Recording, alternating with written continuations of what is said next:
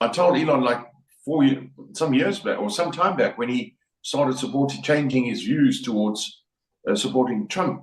I said, "Oh, yeah, you've got good bodyguards because Biden and that crowd that they don't simply swear at you; they come and kill you. You disappear because in politics, the prize is too great. So people, we're not making for superchargers when you run a government. You have the thing that's called power, and once you've had power, you realize that everything that you did in your business, making car tires or whatever it was, where you thought you had power, was not power at all. You had nothing.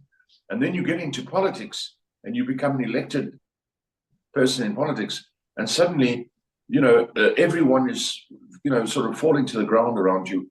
When you see them, they're all bowing and scraping, and then you realize, oh my God, I never had power until I got into politics. Yeah. And that's what's happened with Elon.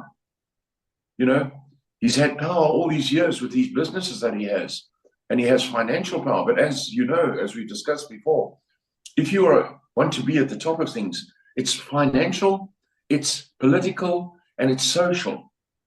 So if you don't have all three legs, you can have all the money in the world, but if you have no political connections, you're nothing.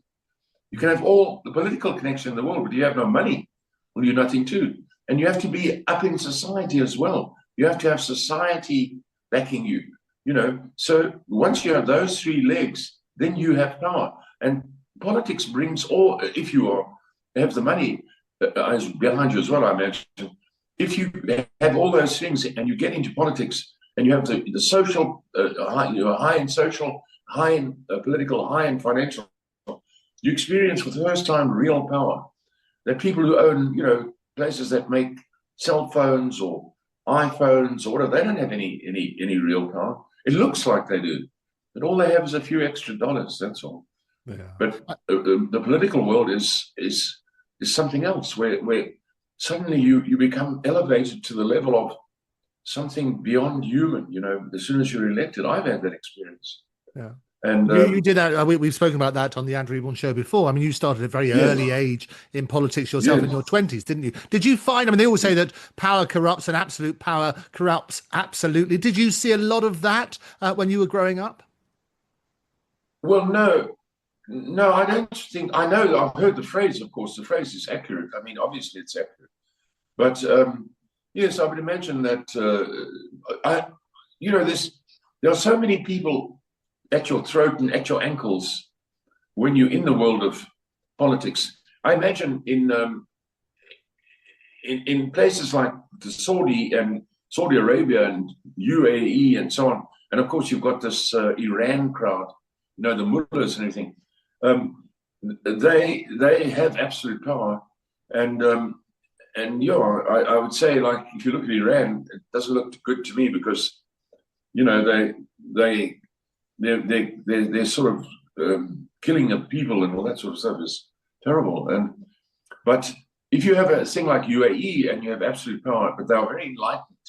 It's a very enlightened government. It's very obvious because when you get there, you see the development. Everybody wants to be there. The actual Emirate of Dubai has 10 million or so people. 1 million are Emiratis, 9 million are foreigners of all kinds. And because it's very enlightened leadership, they don't take advantage of their leadership. But I would say that when, in the past, people take advantage of their power, then, of course, it corrupts.